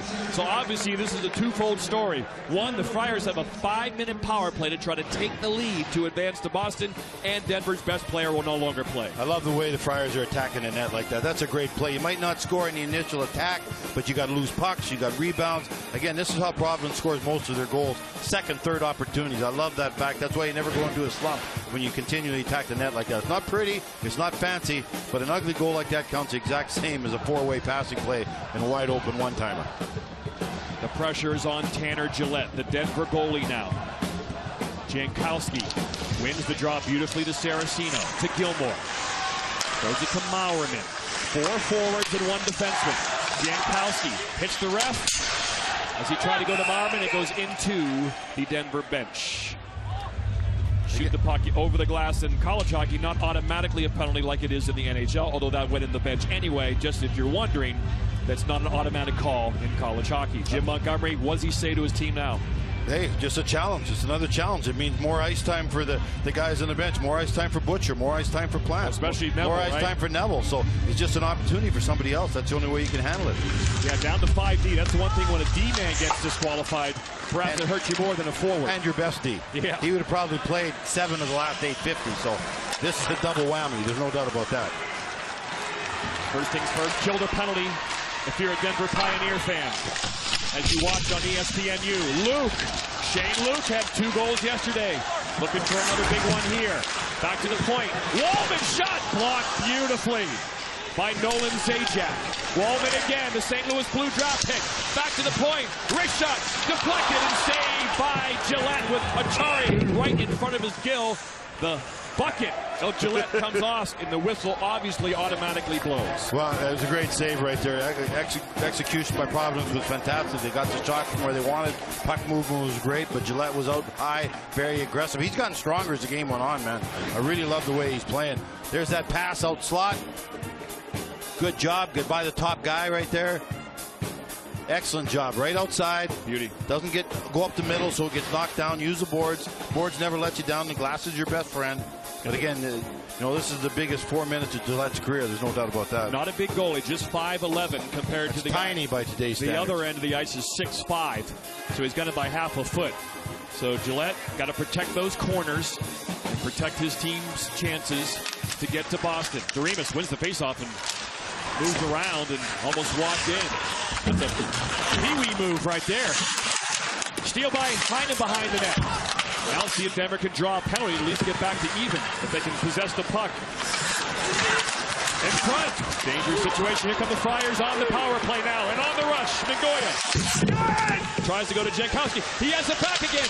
Backhand flutters wide. Maurerman over to Jankowski with time. He's got good hands, good size, good pair of hands as well. Here he comes.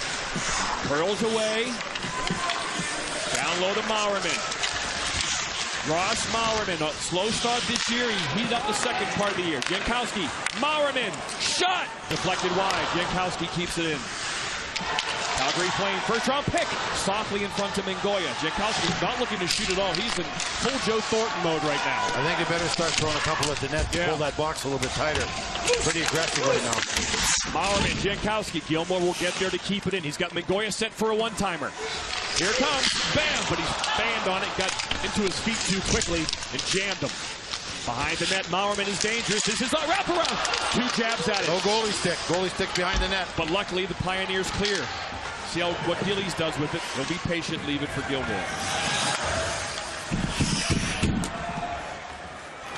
Halfway through this 5-minute major on Joey LaLeggia.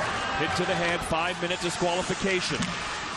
Wrist shot on Gillette, and the Friars will get a face-off. Both teams have their timeouts if they wish to use them for any reason. Jim Montgomery to rest his players, or Lehman to get them organized.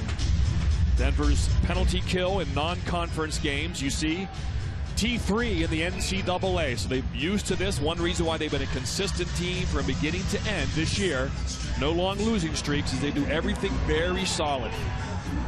Excellent puck movement by Providence. They're getting the puck zinging around. They're just not getting it to the net enough. Great draw. Zajac. Wallman can't keep it in. Parisi and Wallman now out there on the points. Pino, Luke, and Achari out there in the forward position. Luke hit hard after he passes it over. And once again, the Pioneers get it out. 2 minutes left on this 5-minute major. In the corner, Achari will go get it. Watched by Tabrin and Didier. Zajac, beautiful move to Moore. What a play by Nolan Zajac. And Levin actually dumps it in. Basically, Denver standing 4 guys up at their blue line, so you got to go in and get it with 2-3 guys if it takes that many. 4 guys right lined up. Yep, Jankowski and Maurerman and Nagoya and Saracino back out there with Gilmore. So the #1 unit is back out here. They've had a couple goes at it. See if they can punch one in here. Maurerman, Jankowski, Gilmore loses it. Got to be careful, almost a breakaway. 2-on-1. Arnold. Shot off the post. Evan Jansen almost made it 2-1. Mingoya. Maurerman. Tipped over the net and into the netting. Wow. Evan Jansen from Green Bay, Wisconsin. Almost had the shorty. Well, right here, that's a lonely feeling. Puck goes under you. Looks like you got free there. You made the right play. All of a sudden, the 2-on-1's created. I love the aggressiveness of Denver. Excellent job. You want that guy shooting it? Oh. Gillis is out high, man. He's aggressive. The defenseman's job is to not let the pass go across to the other guy. Gillis plays the shooter, which he did. Puck didn't hit the net, hit the post, and then they get going the other way with a 2-on-1. So great job right there. Great job by Denver. Yo, ding dong, yo. And I mentioned both teams had their timeouts. Yep. And either could use them, and one has decided to. So Nate Lehman, with 64 seconds left on this power play, he wants to rest this first unit and get them back out there. So John Gillies beaten on the blocker side yesterday, Barry. Almost beaten on the blocker side there. A bit rough, but today he's been very good. Yeah, right here, that's a shot we're talking about, Murphy, right there. Long shot. There's a one he lost off the backboards. Right here again, puck from the side. He didn't look sharp. He didn't look like the best goaltender in college hockey. Today he did. There's his size. He makes the initial stop with his body. Those big legs come out and makes a great save on a puck low. He's controlled his rebounds very well. The ones he couldn't hold, he kicked out to an area where there was nobody near. Tonight he's looked very good, very solid right there. You just don't expect to score on a guy like that the way he's playing right now. And Gillette at the other end has matched him. Gillette's played awesome also for Denver. I had a vote for the Mike Richter Award for best goaltender in the country. I came down to Zane McIntyre and that guy. Just wasn't sure. Who'd you vote for? In the end, I voted for McIntyre, and then they announced the final five, and Gillies wasn't even among the final five. I was shocked, but he's proving today I would be he may be in the Frozen Four. I can't believe there's 5 better goaltenders in college hockey than him. But looking to that could be perhaps a chip on his shoulder he's looking to use here today. His team had a chance with a 5-minute power play, but Denver is close to killing it off, getting back to even strength for the final 4 minutes of regulation. A trip to the Frozen Four on the line. Parisi, open, score!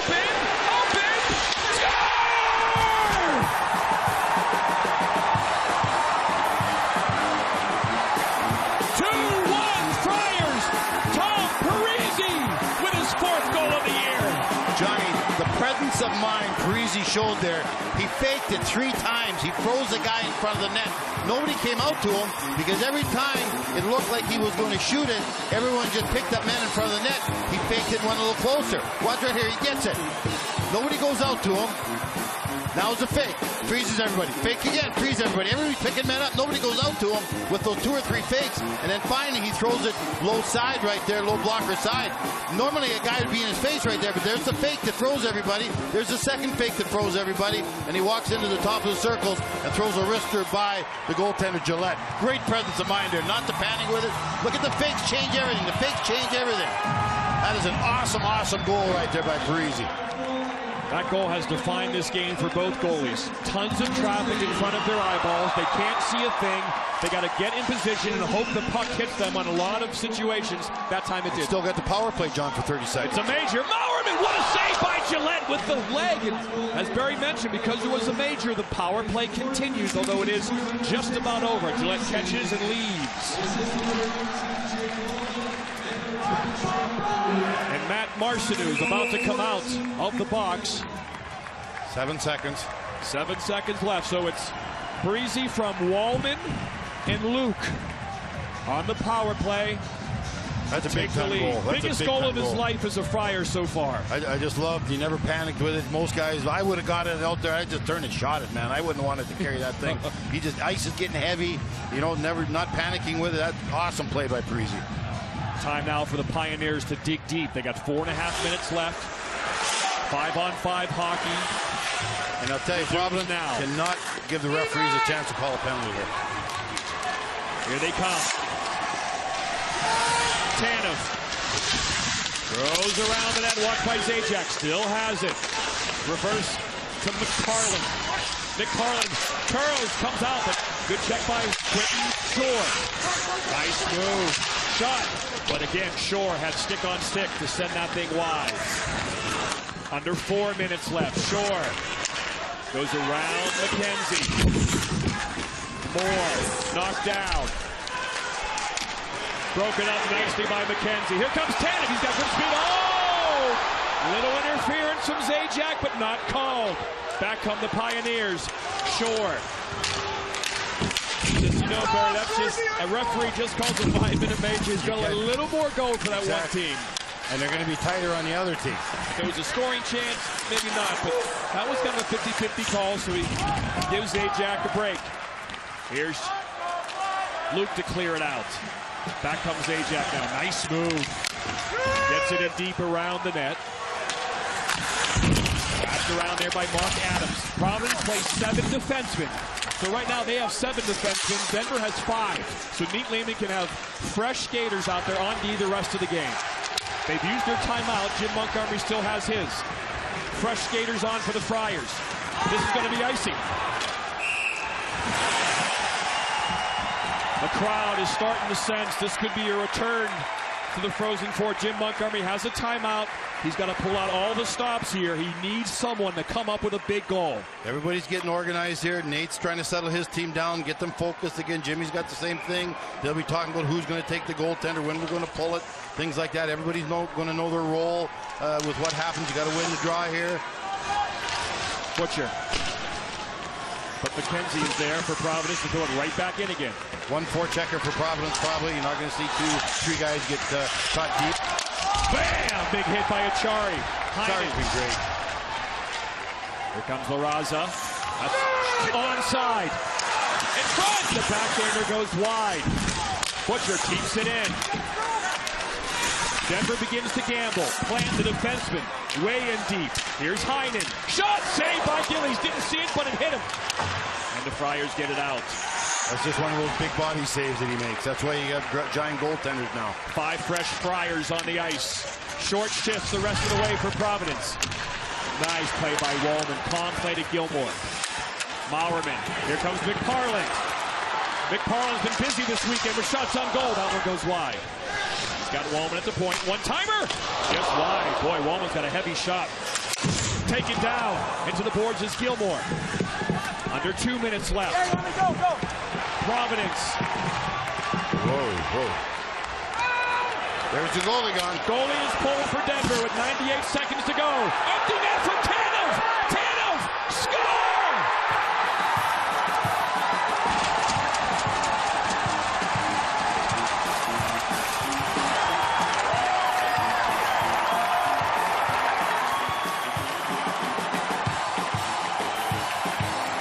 Brandon Tanev, the junior from Toronto, has the Friars a 2-goal lead with 92 seconds to go. His dad just came up and talked to me in between periods. I met them when Chris Tanev was playing for RIT. He came and said, I got another boy playing in this one. Looks like he's going to have another one in the Frozen Four. This guy had a great game last night, I thought. He's had a great game today. He's a great skater. Chris's brother is a defenseman. Brandon's a forward, of course. Gets the center, smart play, makes sure there's no icing on the call. Puts it in the wide open 6x4. So big goal right there. That takes a lot of pressure off the Providence Friars. Jim Montgomery won a national championship as Nate Lehman tries to keep his teams focused. This game is not over. Minute 30, we saw 3 empty netters scored last night. Wallman and Monk, the defensemen, get the assist on that goal. The net is empty already off the faceoff as Denver needs 2 goals late here in Providence. Here they come. Moore. In front. Sends it across. No one there. La Raza blast. Fans on it. The net is empty. Friars can't get it out. Moore. Watched by Monk. Back to Butcher. Butcher. Zajac in front. Never got there. Keeps it in. McParland. Slight bear hug. Nothing called. Here goes the Friars. The net is empty. Kevin Rooney is going to send Providence to Boston. They're up by 3.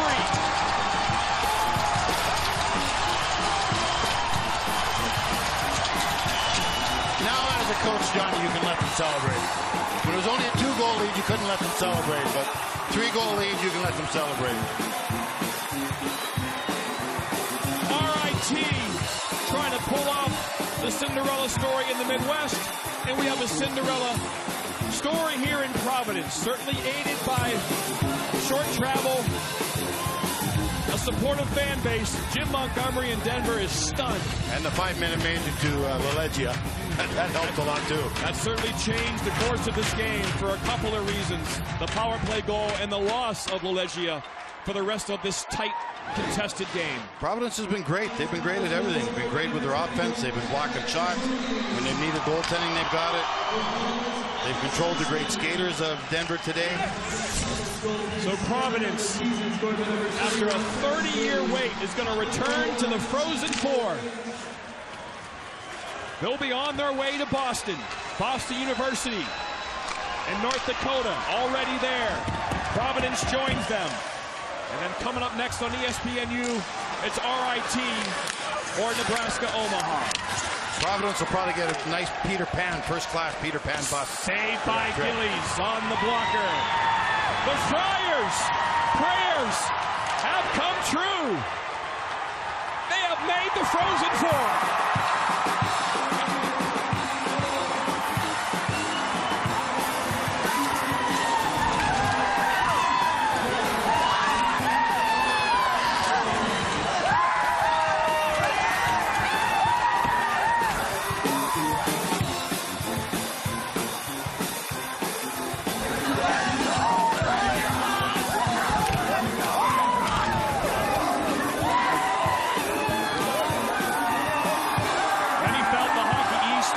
Strong this year, Barry, but they get their second team.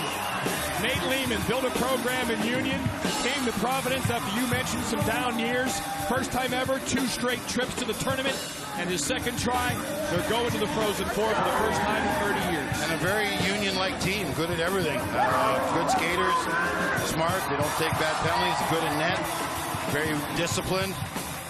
No weaknesses in their game, and that's what Providence is. One of the best traditions in sports commences. They shake hands at center ice and they hug John Gillies. We're back in Providence to wrap this thing up after this.